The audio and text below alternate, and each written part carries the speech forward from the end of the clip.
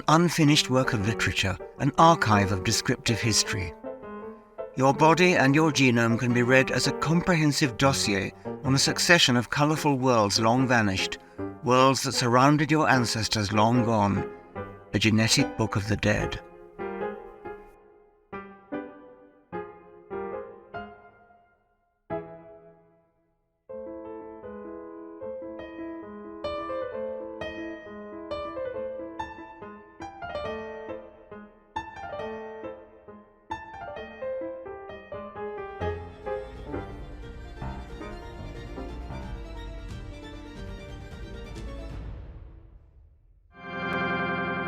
Jill, what brought you into the profession of counselling psychologist?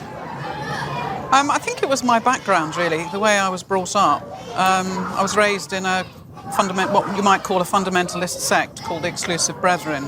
And I think as I entered adulthood, I became very aware that upbringing had affected me in many ways. And I became interested in psychology and then eventually in therapy and counselling. So what was it like then being brought up in the Exclusive Brethren? That's quite a big question, really, which would perhaps take a whole programme to answer. Well, what's relevant to your profession as a counsellor now? I think the feeling of deprivation, really, that I didn't get the exposure to the normal sort of world that other people had. I wasn't, for example, allowed to make friends. Where was it? In Britain? In Britain, yes. South East England, yes. And did you live in an exclusive building or something? Isolated? My whole family were in the Exclusive Brethren, as were their predecessors. So it's a cult or a sect that is very much about families. You don't get what's the word I'm looking for? You don't convert into the group. So you're born into it. You're born into yes. it. And you're prevented from speaking to people outside it, or what's You are very much now. When I was a child, I was allowed to go. I did go to an ordinary school, but I say ordinary. It didn't feel very normal to me as a child. I felt different. I felt that I couldn't really be friends with the children at the school. I was ostracised by them. Is it a Christian sect? Supposedly, yes. Okay. And why did they ostracise you?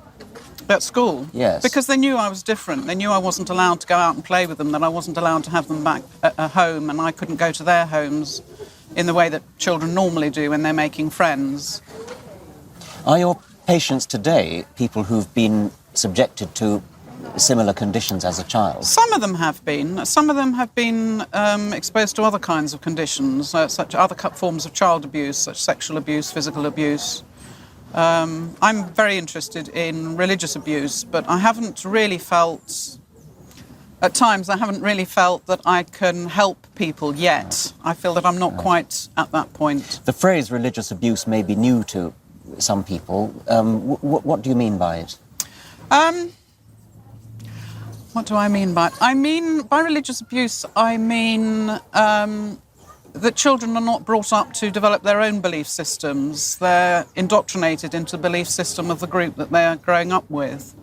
So in my case, I didn't know that there was another perspective on the world other than the Exclusive Brethren one. I wasn't aware of it at all. Do you think that the Exclusive Brethren and similar sects are just one end of a continuum? I mean, would you say that any religious upbringing has something of the same elements? It could do. It depends how wise the parents are. Parents have a tremendous influence on children's belief systems and on what they grow up, what values and attitudes they grow up to hold. And it would have to be a very tolerant family, I think, a family that was prepared to be open and flexible in their teaching. What kinds of things are children taught which you might think of as abusive? Indoctrination, would that be the word? Indoctrination is the word, really, because I believe children brought up in schools such as the Exclusive Brethren now have for their own children don't teach children to critically reflect on the information they receive. And in fact, the information is usually restricted anyway. So the curriculum in the school will be restricted to areas that that particular group approve of. So exclusive children, for example, or children of exclusive parents, I should say, are not allowed to read fiction. They're not allowed to use the computer. They're not allowed to speak to anybody outside of the group. So their information is very restricted. They know nothing about any other perspective on the world or any other belief system that... Are they actually frightened? I mean, do they get taught about hellfire and things like that? Absolutely. And I remember that very clearly as a child. If I think back to my childhood, it's one that's kind of dominated by fear. And it was a fear of disapproval while in the present, but also of eternal damnation. And to a child, images of hellfire and gnashing of teeth are actually very real. They're not metaphorical at all. Of course not. No. And I actually remember spending quite a lot of my childhood, and we did spend a lot of our time in church, although they called it the meeting room, kind of living in my own private world because I couldn't cope with what was being said around me, the messages that I was getting. I either didn't understand them or they were so terrifying that I didn't want to hear them. You use the word metaphorical as though only children believe it's metaphorical. Do you think the people, the adults who told you about hell, thought it was metaphorical? No, I think they believed in it. They believed in it too? They believed it actually happens, yes. What do they tell you about it? I mean, what happens in hell? It's strange, isn't it? After all this time, it still has the power to affect me when you ask me that question. Hell is a fearful place. It's complete rejection by God. It's complete judgment. There is real fire. There is real torment, real torture. And it goes on forever. So there is no respite from it. If you were to compare, you used the word religious abuse, if you were to compare the abuse of bringing up a child really to believe in hell like that, how do you think that would compare in trauma terms with sexual abuse? That's a very difficult question. Sexual abuse is a series of connected behaviours, but it's about the abuse of trust. I think there are a lot of similarities, actually, because it is about abuse of trust. It is about denying the child the right to feel free and open and able to relate to the world in a normal way. It's a form of denigration. It's a form of a denial of the true self in both cases. I think they are comparative. Yes. I mean, both of those would elicit fear, presumably. Yes. But you've also... And guilt. And guilt. But you've also... Yes, guilt, very much so. Yes. You've also made reference to a kind of prevention of the child reaching its full potential. Tell me a bit about that. Well, if you suppress the natural inquiring mind of a child, which I believe I was suppressed in that way, I was not allowed to ask questions, and I had lots of existential-style questions in my head as a child, but I would never dare come out with them because the reprisals would have been quite severe. What about less extreme religions than the exclusive brethren? Presumably, in your list of clients, you have people coming from all different sorts of religion. Do you meet the same kinds of problems with them as well? Yes. There seems to be a continuum, in my opinion, between what you might call a healthy religion to an unhealthy or pathogenic type of religion. I think the exclusive brethren is at the severe end of that scale.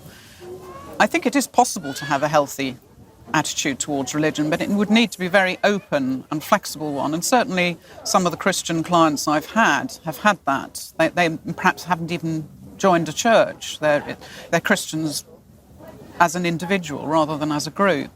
I mean, the whole term religion is quite complicated, isn't it? Because you can have individual religion or you can have a religious it means system. Something to do with binding, yes. which might strike a chord with you. Yes, perhaps. absolutely, yes. Because I think Christians do have, they would call it an attachment to God or a close relationship with God.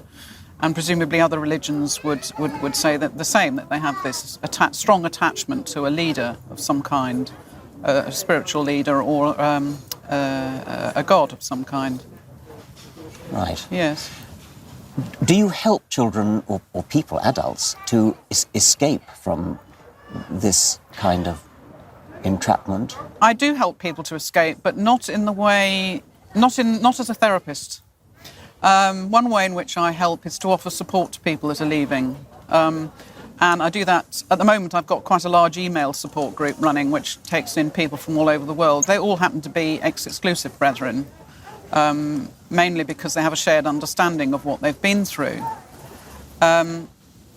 But I have actually also thought about expanding that and setting up other groups for people leaving other cults or sects. Because I think we all share the same kind of difficulties of leaving. The process of leaving is extraordinarily difficult. You're leaving behind a whole social network, a whole system that you've perhaps been brought up in. You're leaving behind a belief system that you've held for years. There's very often you lose family and friends. What, because they won't talk to you Because anymore? they won't talk to you anymore. No, that's right. You don't really exist anymore for them. I've had letters from people in America saying they've read my books and have given up their religion as a consequence, but they daren't tell their family. Absolutely. Yes. That's one of the fears, and one of the fear is that if you do give up that faith, what will happen to you?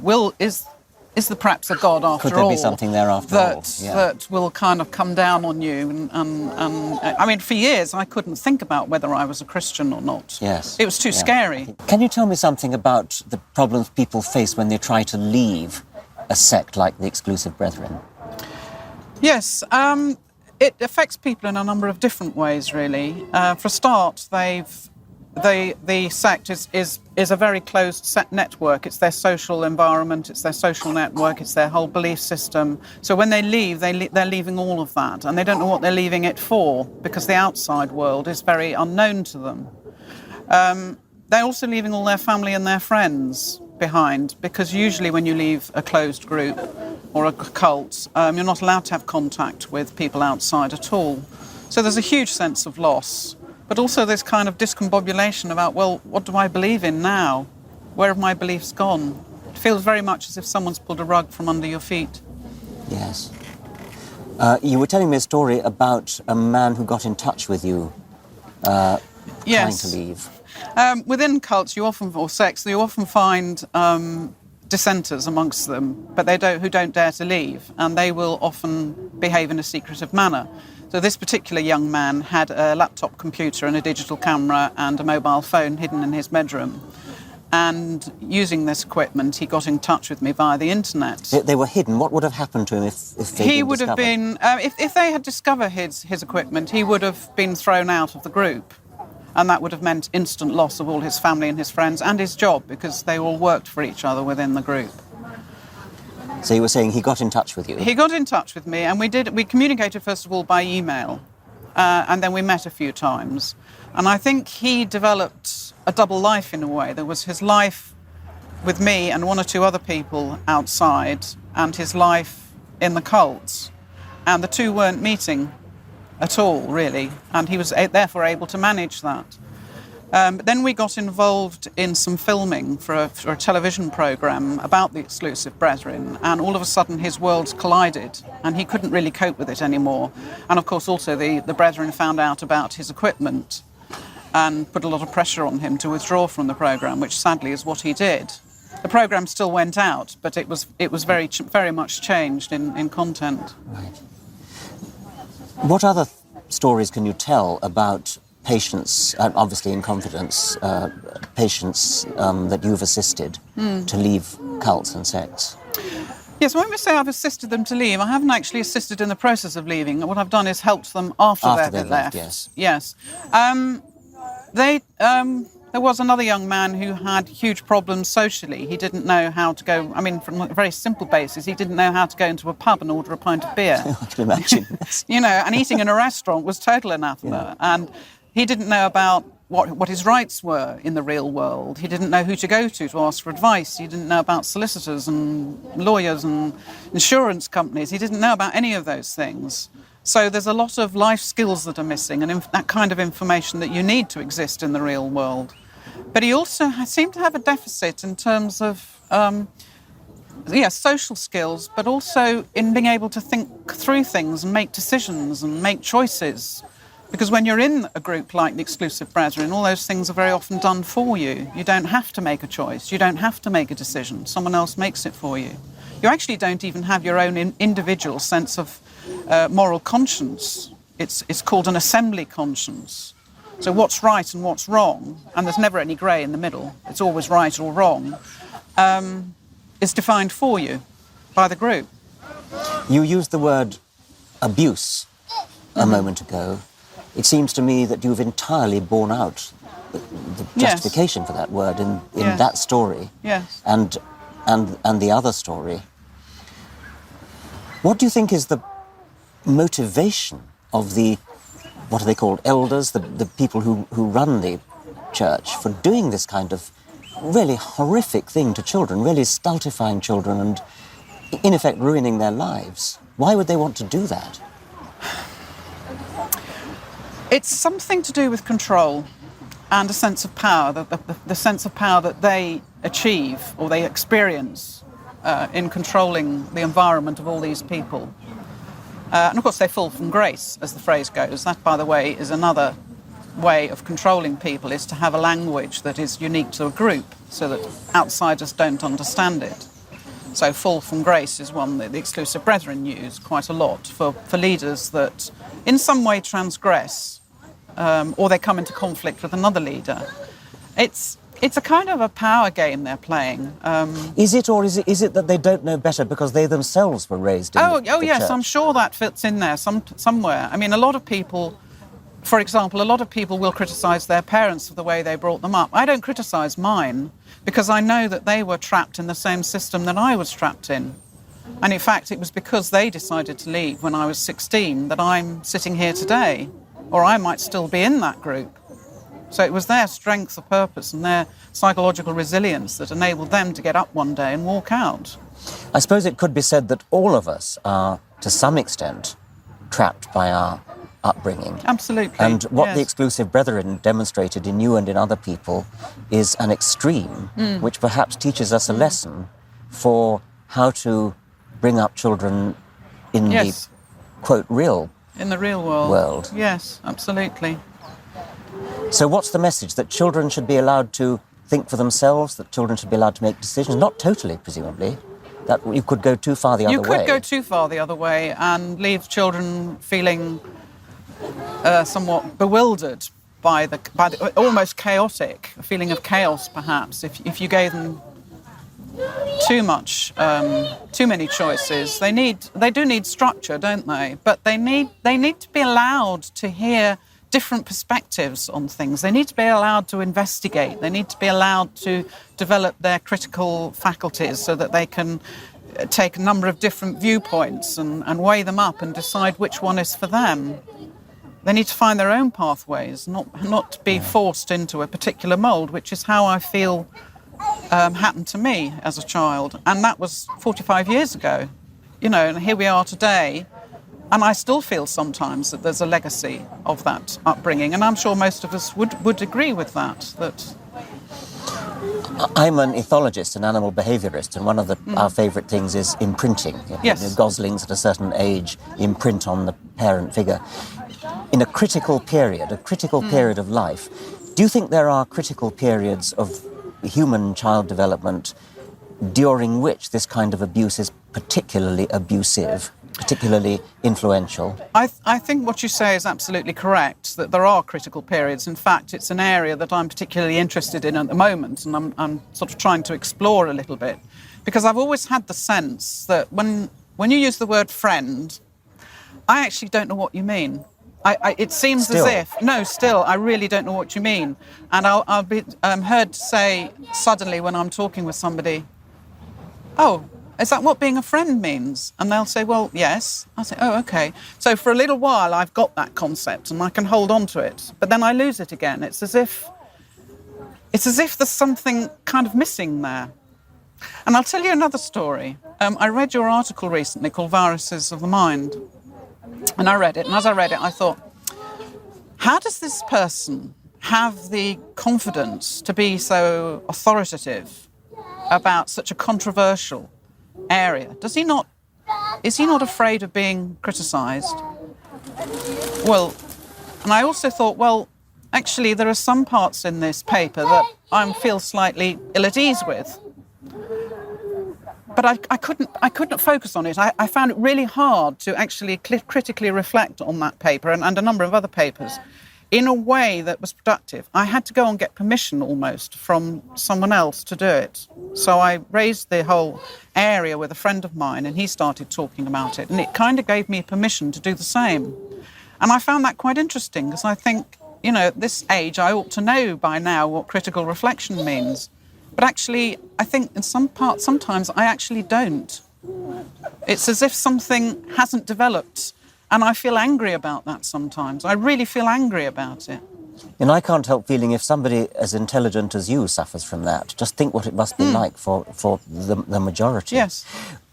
What age do you think, then, is the critical... I mean, for example, language development. It's familiar that if somebody learns a language after a certain age, they will never get rid of their accent, whereas if they learn it before, it's easy. Is it as critical as that, do you think? It may not be quite as critical as that. I don't think there's been any studies so far that actually demonstrate a critical period for cognitive development or social development. Social development, I think maybe there is more work has been done. That if you... Because as a child...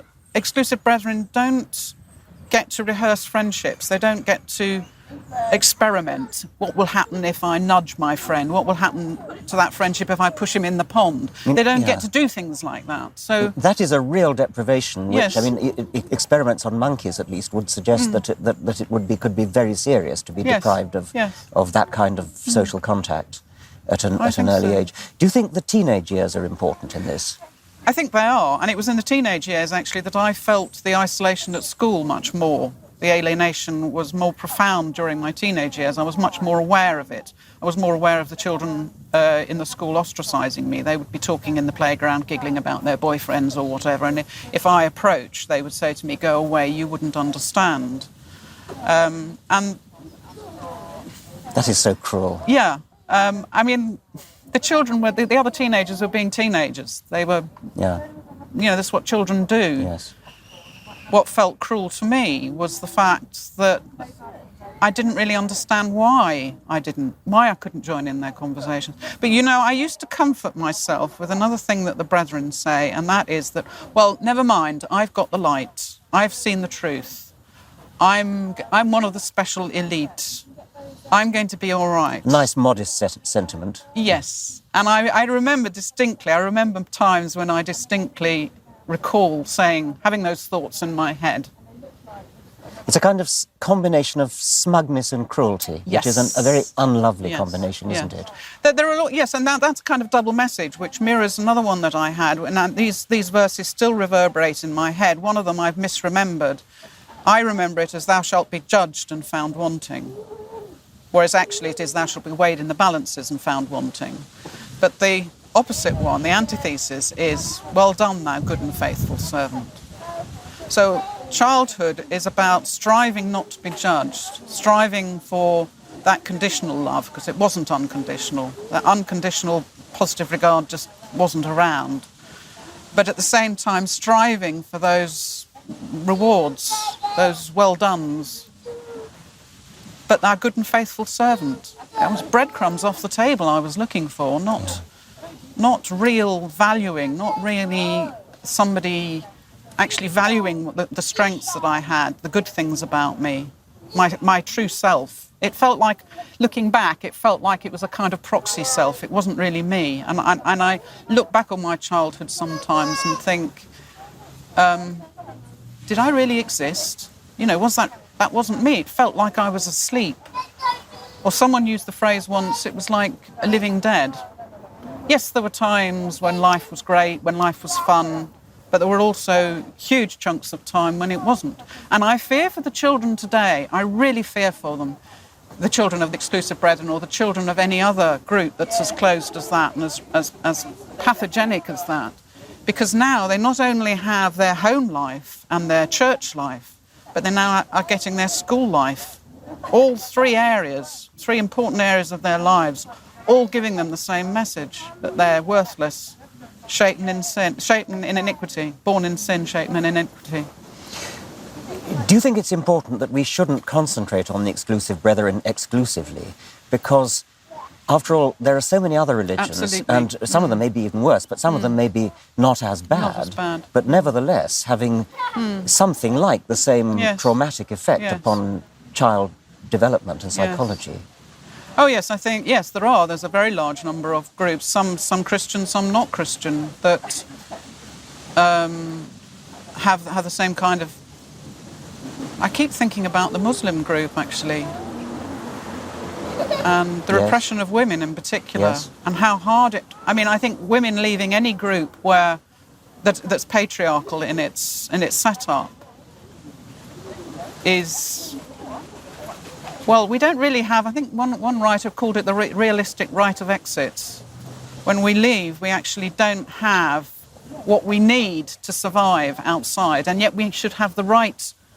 We have the right to choose to leave, whether it's choosing to leave the religion or choosing to leave the culture, or if they're entwined, then you're leaving both.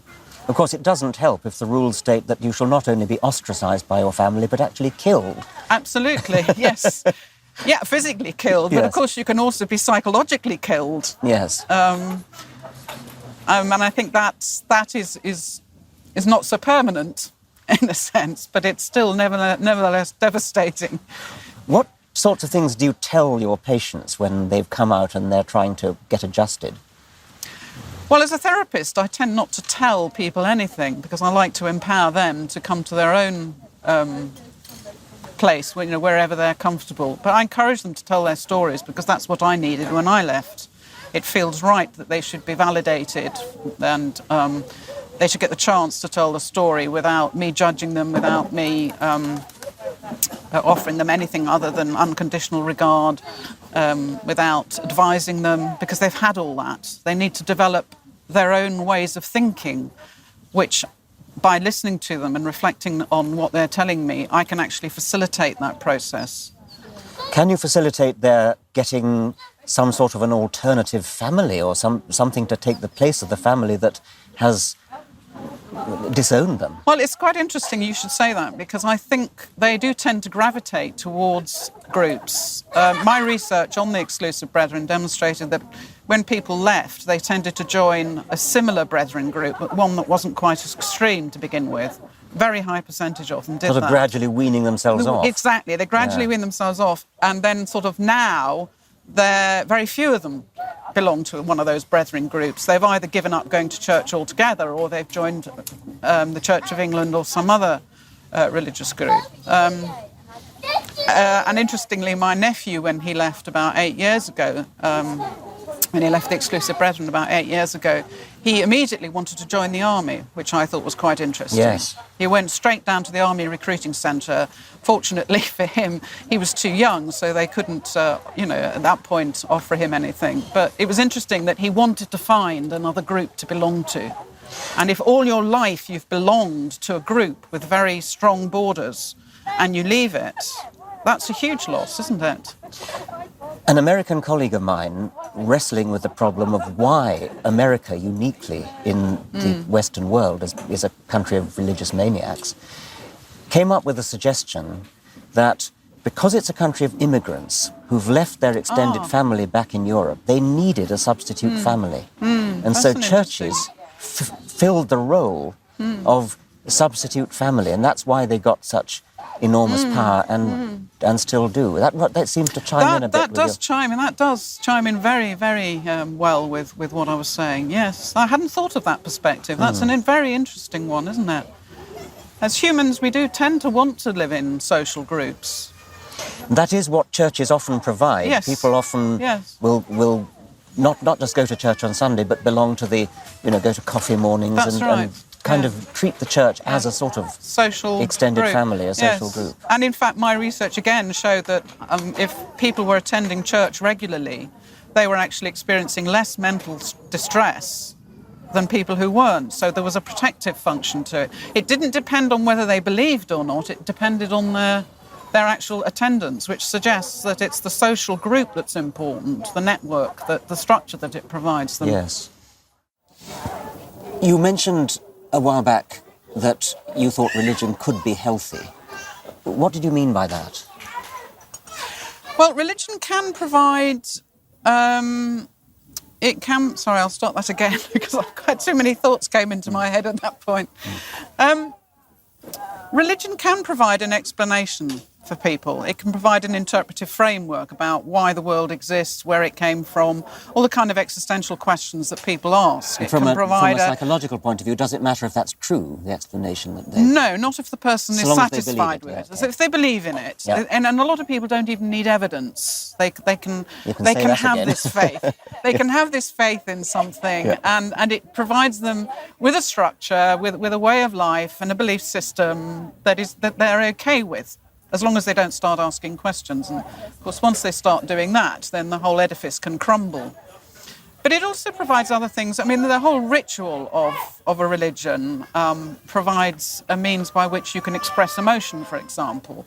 It helps you get through critical events in life, like death.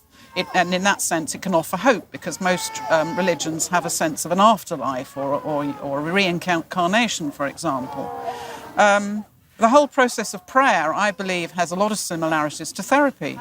When you're praying, you're talking to somebody. That person is listening, or you believe he's listening, and it is a he. And the process of talking through something helps us to cognitively process whatever it is that's troubling Of course. us. Yeah. So you're having a relationship with some Yes. supernatural being.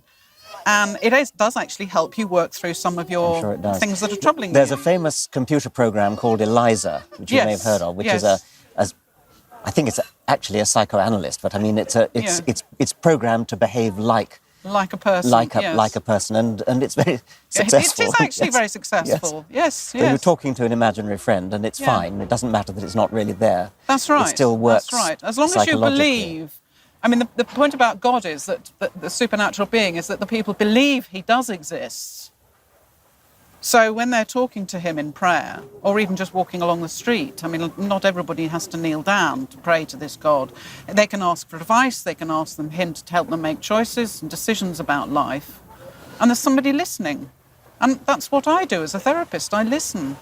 And that is the most valuable thing you can do for a human being, is to listen. Of course, I don't just listen. I'm actually answering as well, or I'm talking with them.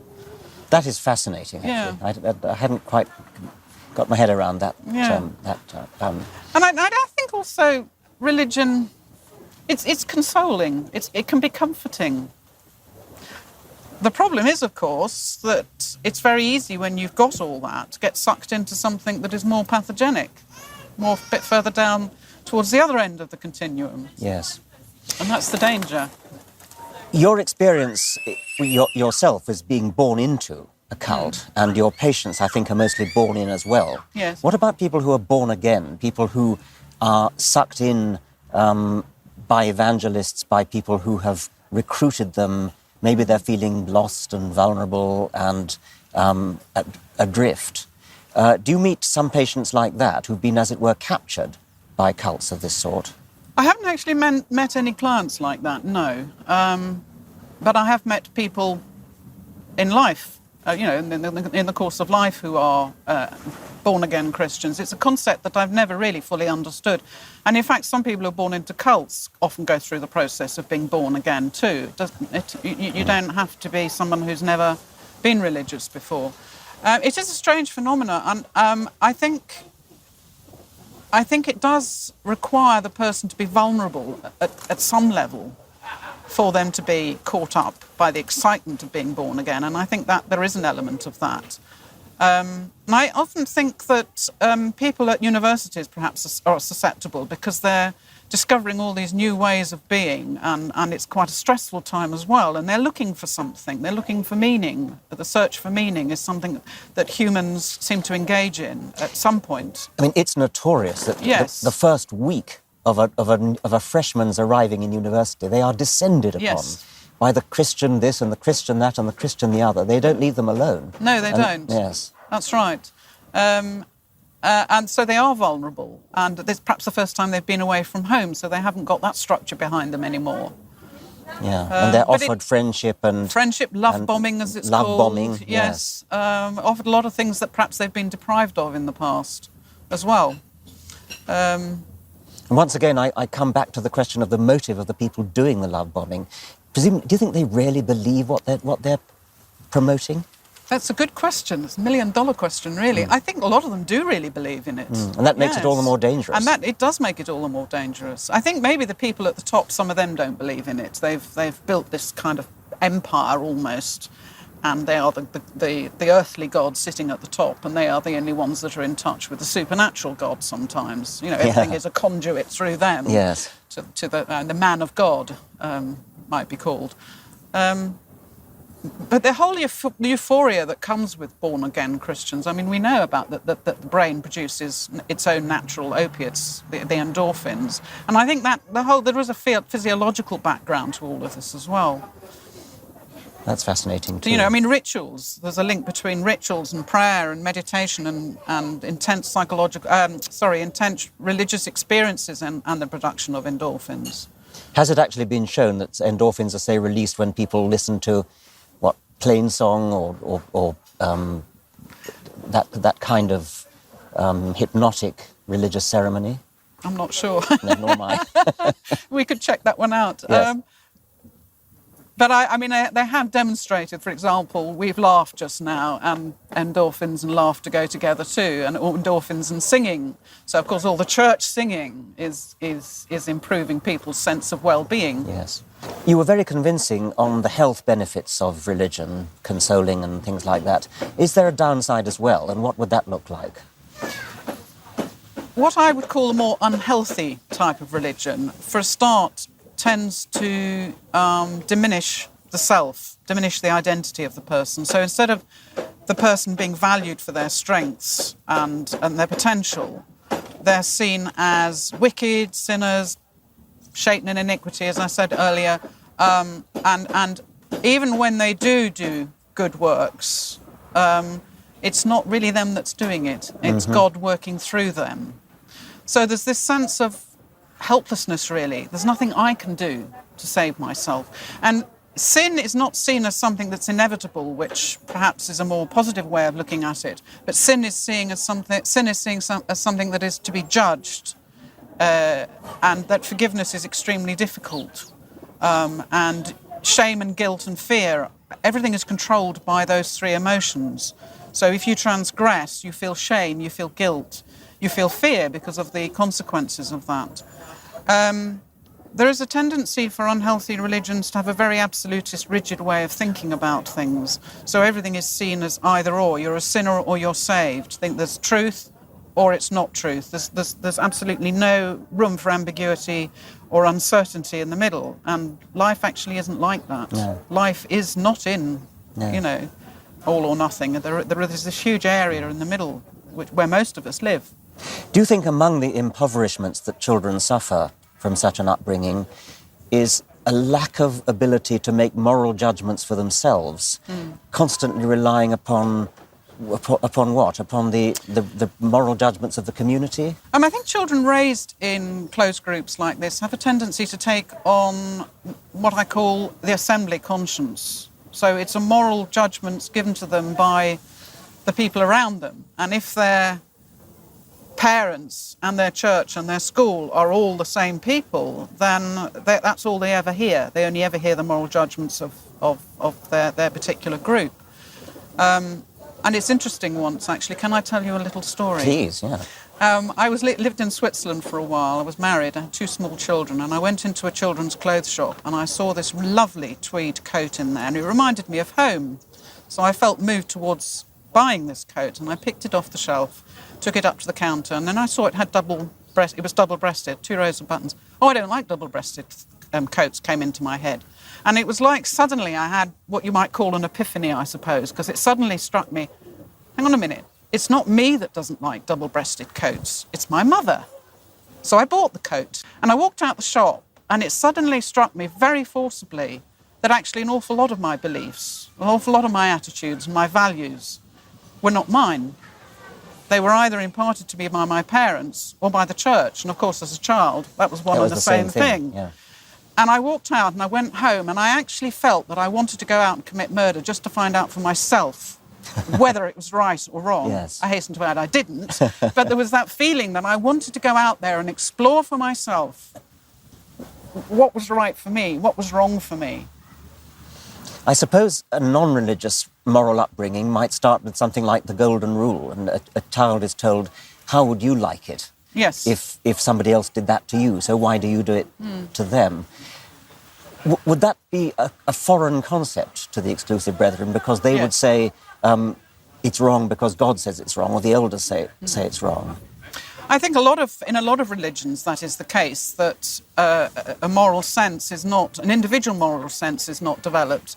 It is what the Bible says, or what the Quran says, or whatever the particular religious book is, or what the leaders say is right or wrong. So it's not about, yes, it's not about the golden rule. It's not about how would you like it if somebody did that to you. So it's a stultification of the moral sense and of the intellectual sense, because you've already talked about how the intellectual route to inquiry by a child is stultified. And now you're saying also that the moral route is stultified as well. Absolutely, absolutely. In fact, I can't really think of any aspect of growing up that isn't stultified by that kind of upbringing. Yes. Which is quite serious, really. Yes, it really is. Very serious. What about faith schools more generally? Do you see them as harmless, or do you think they have a kind of light version of the problem that you're talking about? They may have a light version of the problem, but it's all, I mean, children really must be given the right to choose themselves which pathway they're going to follow. So any faith school that does not allow that, to me, is not fulfilling the purpose of education. They're actually denying the child its basic human rights. And in my experience, I don't know of a faith-based school that would be that open, but there may be one out there. I don't know. The ones I know about, they're not. They actually restrict the curriculum to such an extent that the child is not given that freedom. That's interesting, because that's a different objection to the usual one against faith schools, which is that they breed exclusivity, that they breed sectarian divisiveness, that children become labelled with the badge Catholic or Protestant or Muslim or whatever it is. And you've raised a different point, which could be just as damaging, I would have thought. Yes, I mean, I think there are a number of different ways of looking at it, aren't there? Perhaps I've picked up on the one that perhaps affected me the most, or has affected the people around me. Yes. Affected my patients the most, that's right. But they are divisive. I mean, I do know that although the inspectors give some of these schools very good reports, if you look carefully into the reports, you do read comments like, not enough attention is being paid to the understanding of other cultures or other religions. Questioning tends to be rather lacking it's not very challenging, it's not investigating, doesn't encourage the children to explore. So if you look amongst the small print, you will find those comments. And I don't like any form of segregation myself, so I would prefer to see religion and education separated. Yes. I'd like to see politics and education separated. Yes. Not much hope of that under the present government. No. Does it, do you think, have detrimental effects on the rest of education, in the sense that the child is less inquisitive, less inquiring, less curious? Yes, I mean, unhealthy religion would not encourage children to ask questions. And the consequences of asking a question could be quite punitive in a way. And the kind of existential questions that children ask when they're young are discouraged, are actively discouraged by a lot of these things like, why groups. do I exist? Why do I exist? Or are you really there? Yes. You know, or are you just a figment of my imagination? Yeah. One I had was, well, why does it mean that just because blood was shed on the cross that I'm to be saved? I don't understand that. I can well believe you didn't understand it. I just couldn't understand that. I can well believe it. And one day, I think it was Billy Graham, I happened to be hearing Billy Graham, this was after we came out of the Brethren actually, he said something about, why do you all think you're going to understand God?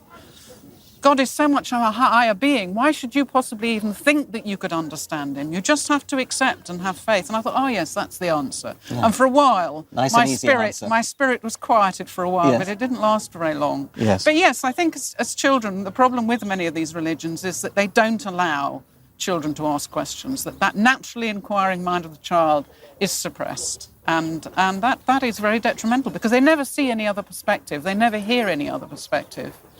And so they don't learn to criticise. They don't learn to evaluate what they're hearing. They just blindly accept it, really. And that kind of religion, to me, is unhealthy. I suppose there's an inevitable tendency for children to believe what they're told by their elders, their parents, their teachers.